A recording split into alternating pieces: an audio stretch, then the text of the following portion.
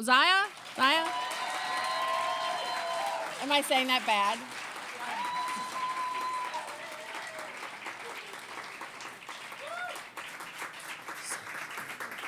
I'll correct the name, but you're going to forget it in 2 seconds anyways. Josiah Goering is my name.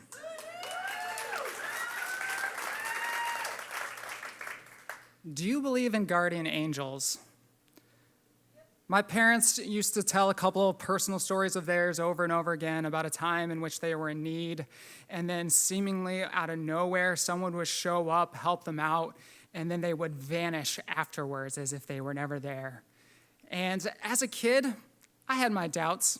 I wasn't sure if I believed them or not. I was living in Chicago at the time, and I had just moved there in order to go, really to date my girlfriend at the time, to continue to date her, and to attend college. And I'm in the subway very late at night, heading back to my dorm, and I'm waiting for the train. And as I'm sitting there and I'm waiting for the train, I hear this loud and obnoxious noise coming down the stairs. It's this group of 4 girls that are out on the night ready to party, and they are walking down into the subway. Now, one of my rules, as I had learned in Chicago, was that there can be some really weird people on the train late at night. And so one of the things I would always try to do is try to keep to myself as much as possible in order to not strike up any awkward conversations. And one of my main rules was to never look at someone in the eyes as to solicit a conversation. Well, as this loud and obnoxious group of girls comes down into the subway, I break my rule. I look behind me and I look at this group of girls coming down, and one of the 4 girls makes direct eye contact with me. I quickly divert my eyes away, hoping that no harm will come from it. But I hear the loud and obnoxious noise getting closer and closer and closer until it gets eerily quiet. And then I feel a tap on my shoulder. And I turn around with these 4 girls right in front of me, looking straight directly at me. And the girl who had tapped me on the shoulder finally breaks the silence and says, "Ask us who we are." And so at that moment, I started to do what I've come to term my anxiety scan. I started going through all the possible scenarios as quickly as I could in my head of any potential threat that could come from me asking this group of girls, "Who are you?"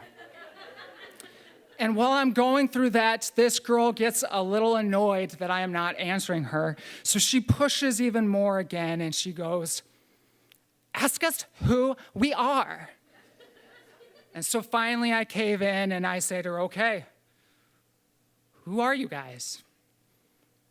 And without hesitation, in unison, all 4 girls break out into song singing, "We're the party-stopping girls, the party-stopping girls."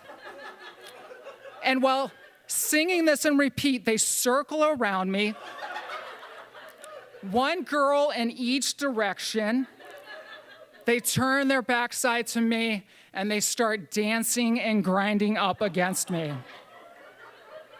I try as quickly as I can to evade them, but they have a tight perimeter, and they have me locked in. I'm not going anywhere. Now, to understand what's going through my head in this moment, you have to know a little bit about my backstory. See, I grew up in a very conservative Baptist church. And if you don't know anything about Baptists, one of kind of the defining beliefs about Baptists that they're known for is that Baptists believe that dancing is a sin. So much so that the joke goes for Baptists that you shouldn't have sex because sex might lead to dancing.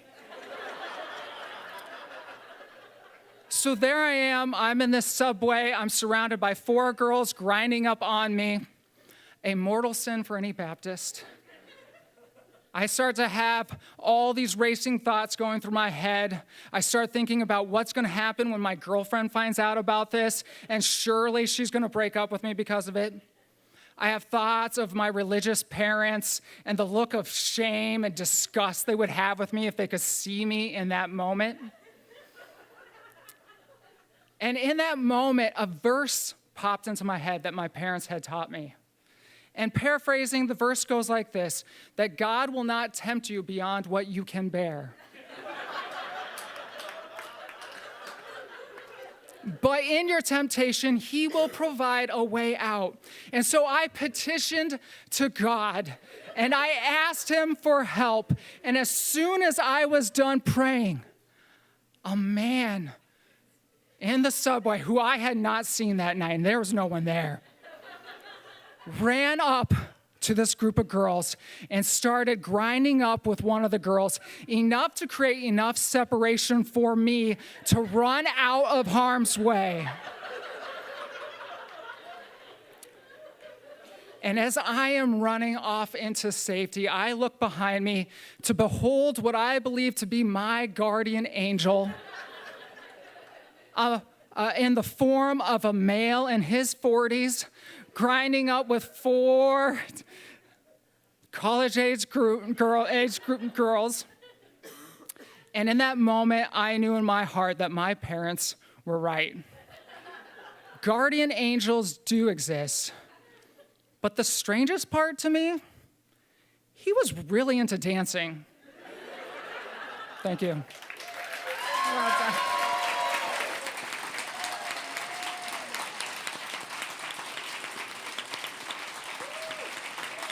That was pretty good.